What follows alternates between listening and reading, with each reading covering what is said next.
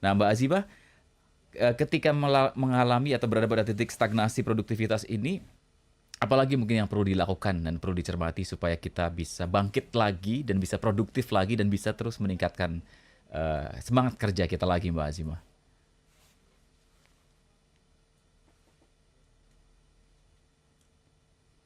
Ya, Mbak Azimah mungkin masih masih mute mungkin atau Oh iya, ya, mute, maaf oke. tadi. Gimana, Mbak? Azima mute. Heeh. Baik Mas, Azima coba jawab. Untuk itu tadi ya, sebenarnya banyak cara Mas, dan em, apa namanya mengatasi stagnasi produktivitas kerja ini. Salah satunya itu untuk melihat kebutuhan karyawan, untuk apa namanya relasi kekeluargaan di lingkungan kerja, kemudian demokratisnya seorang pemimpin di apa namanya di lingkungan kerja atau di perusahaan tertentu. Terus ya itu tadi mungkin masalah pribadi yang dibantu atau pihak perusahaan mungkin lebih peka sedikit ke kesehatan mental karyawan. Nah, sebenarnya yang kita bahas ini em, bisa dari apa namanya suatu lembaga atau suatu perusahaan ketika mungkin peka ataupun em, memperhatikan atau mengkombinasikan ilmu kesehatan mental di perusahaannya Mhm. akan bisa mencegah stagnasi produktivitas kerja supaya produktivitas kerja kembali meningkat karena ketika kesejahteraan karyawan itu meningkat, otomatis stagnasi produktivitas kerja akan menurun juga gitu kan ya Mas ya. Betul. Nah, jadi ada hubungannya tuh. Jadi sekali lagi memprioritaskan kesehatan mental di karyawan-karyawan untuk mensejahterakan, untuk memberikan kepuasan bagi karyawan. Mhm. Iya, iya, iya. Dan itu kadang-kadang kan kita ada ini ya Mbak, apa namanya, eee, survei kepuasan terhadap karyawan, ya. Memang yang sudah punya Bisa departemen juga tuh. HRD yang sudah settle sih, yang sudah punya program gitu, tapi kan tidak tidak semua punya perusahaan itu punya psikolog. Ada yang memang HRD-nya ada punya psikolog, ada yang nggak ada. Nah, apakah perlu gitu ya bantuan dari pihak ketiga untuk melakukan ini, Mbak? Untuk memastikan bahwa perusahaan maupun karyawan ini sama-sama punya visi yang sama nih. Itu karyawan juga ingin sejahtera, tapi di sisi lain juga perusahaan ingin karyawannya tetap produktif sehingga bisa tumbuh dan maju bersama gitu, Mbak. Baik, Mas. Jadi eh, apa namanya? Apakah butuh pihak ketiga Heeh. gitu ya? Sebenarnya kalau masalah keluarga gitu ya, Mhm. masalah keluarga mungkin masalah pribadi, masalah dengan istri, masalah istri yang bawel gitu kan mungkin atau masalah dengan anak yang tidak mau nurut mungkin ya. Sedangkan karyawannya mungkin single parent gitu kan.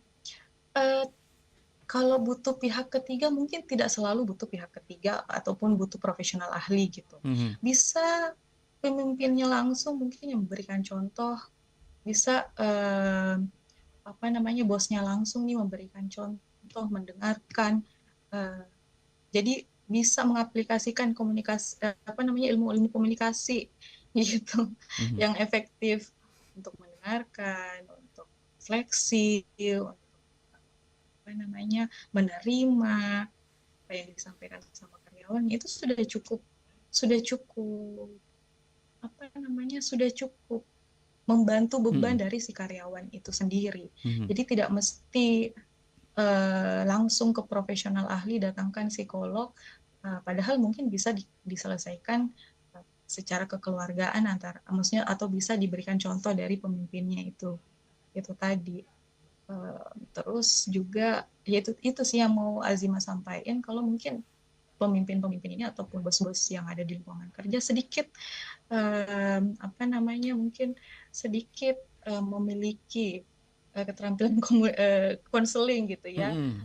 Ya, dengan cara sedikit aja menerapkan ilmu komunikasi yang efektif itu tadi mendengarkan merefleksi apa namanya restatement ke apalah sebenarnya Oke. Oke, jadi atau Ini menarik ya, apa namanya, salah satu skill yang mungkin dibutuhkan seorang leader juga adalah mampu memberikan Mhm. konseling ya kepada bawahannya ya, Mbak, ya.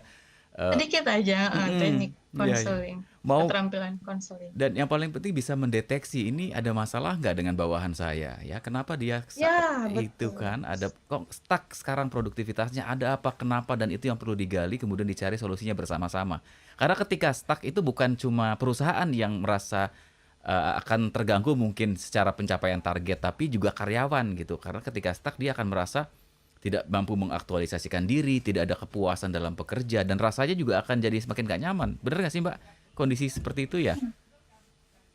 Dan Benar benar, Mas. mhm, Ya, mhm,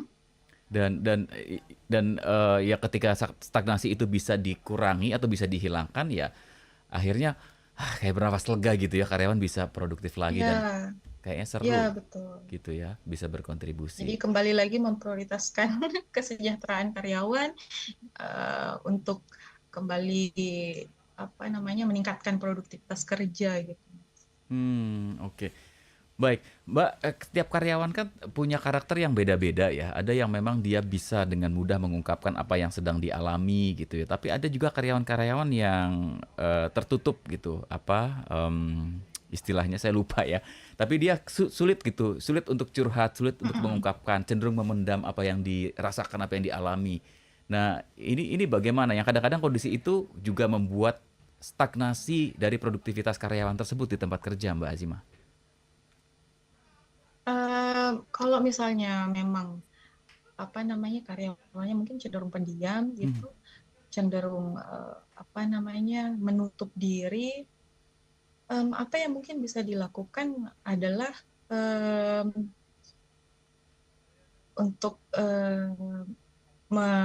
apa namanya, menangani gitu ya permasalahan-permasalahannya, karena pas mau ditanya enggak, Mhm. menutup gitu kan, nggak mau jawab, bahkan kalau didekatin malah menghindar. Dia kalau bahkan diajakin, apa namanya, ngopi atau ngobrol, ini sekedar, relasi, membangun relasi bersama, dia malah, apa namanya, cenderung, menolak gitu ya tawaran-tawaran, ini.